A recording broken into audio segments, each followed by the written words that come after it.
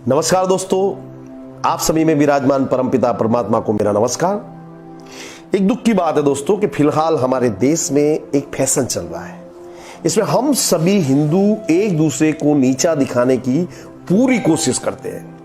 मैंने देखा है कि अक्सर लोग ब्राह्मण, क्षत्रिय, वैश्य और अन्य जाति के लोगों को परस्पर एक दूसरे से नीचा दिखाने की कोशिश करते हैं, जबकि हम भूल जाते हैं कि ये जो देश है जिसे हम भारत कहते हैं, जिसका भारतीय होने पे हमें गर्व है, इसको हर भारतीय ने अपने खून पसीने से सींचा है।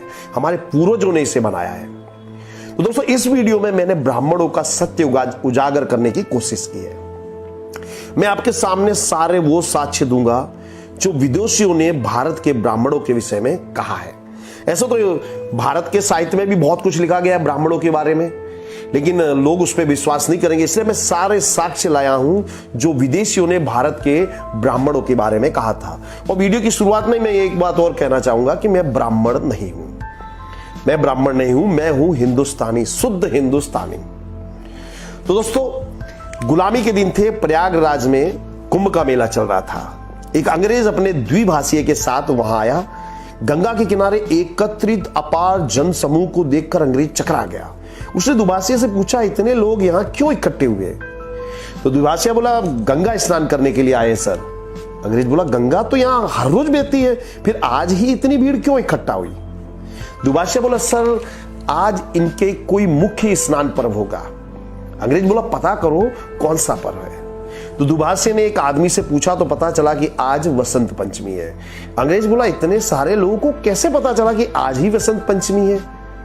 दुभाषिया का जब लोगों से दोबारा इसके बारे में पूछा तो एक ने अपनी जेब से एक जंतरी निकाल कर दी और कहा, इसमें सभी तिथि और त्योहारों की पूरी पूरी जानकारी है।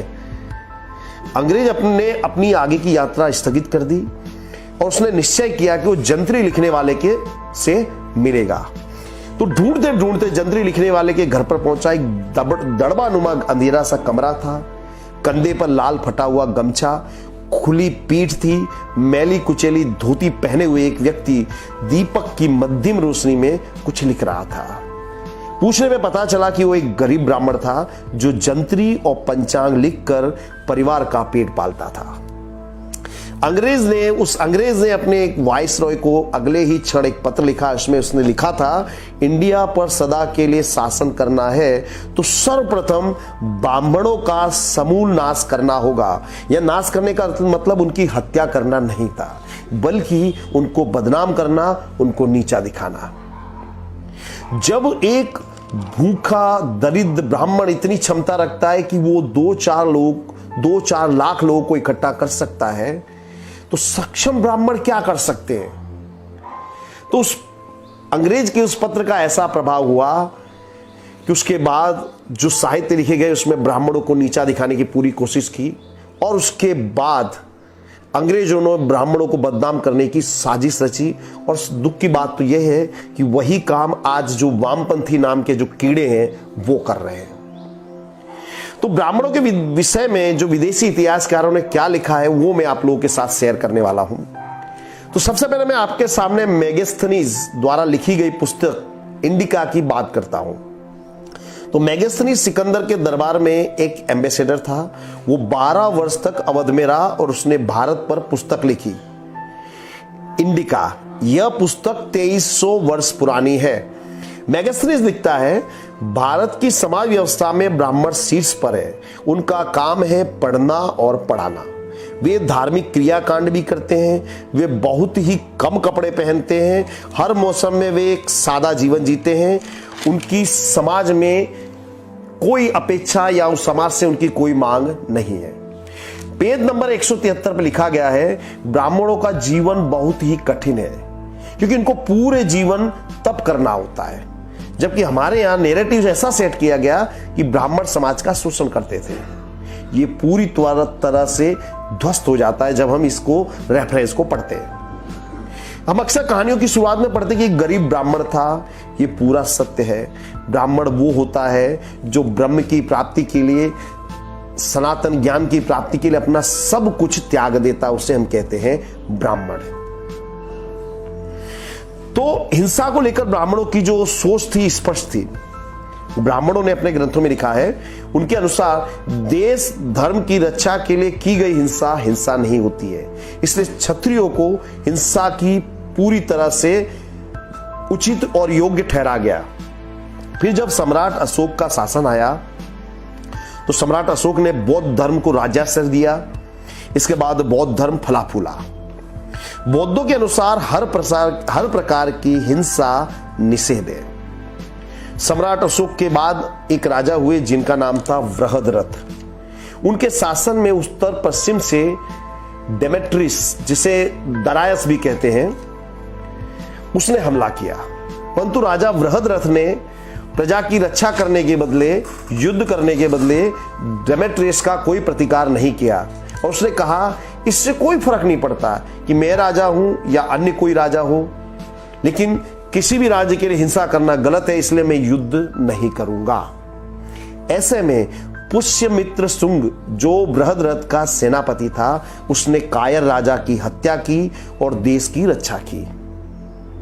ये कहानी 150 BCE की घटना को दर्शाता है। तो ये कहानी दिखाती है कि ब्राह्मणों ने देश की धर्म की रक्षा के लिए आवश्यकता पड़ने पर हथियार उठाए।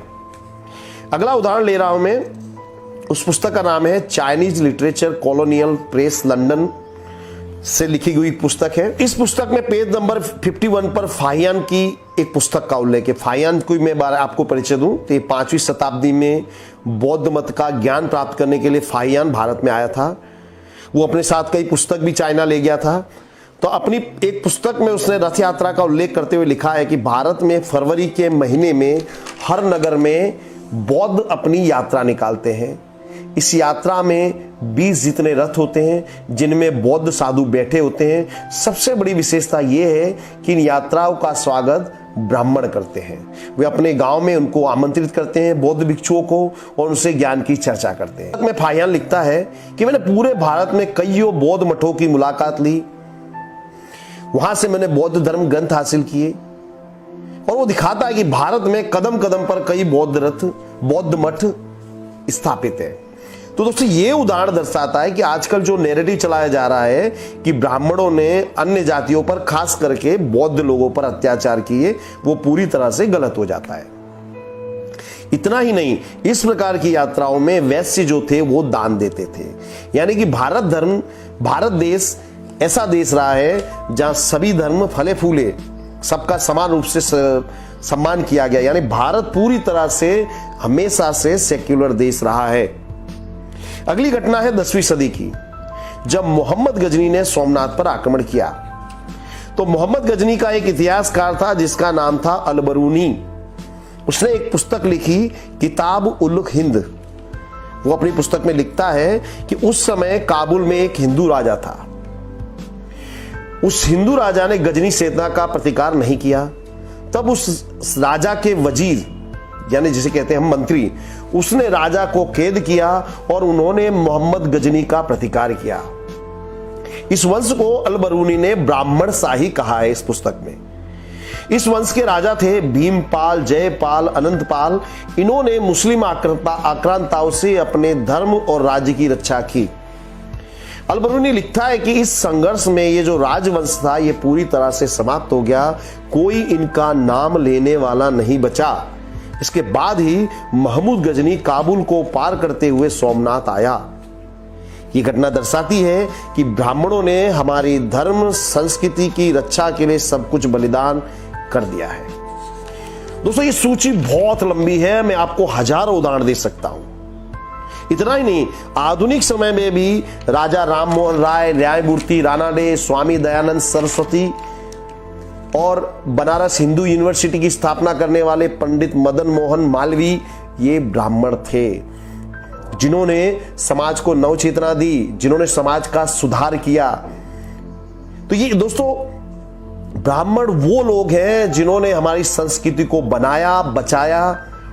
हो सकता है कुछ आपकी या मेरी मिसअंडरस्टैंडिंग हो, कुछ गलतियां हुई हो, लेकिन हमारे देश की, हमारी इस वर्तमान दुनिया की सबसे बड़ी समस्या यह है कि हम एहसान फरामोश हो गए हैं। हमारे अंदर जो कृतज्ञता की भावना है पूरी तरह से नष्ट हो गई है। हम हर व्यक्ति, हर जाति, हर धर्म में बुराइयां ढूंढते हैं, जबकि हमें उनके प्रति एहसानमंद होना चाहिए। आई एम श्योर दोस्तों, इस वीडियो को देखने के बाद आप सत्य के काफी हद तक अवगत हो गए होंगे। और दोस्तों, मैं आप लोगों से रिक्वेस्ट करता हूं कि यदि आपको ये वीडियो अच्छा लगा हो तो इसे शेयर करना। ऐसे ही मैं और भी वीडियो बनाना चाहूंगा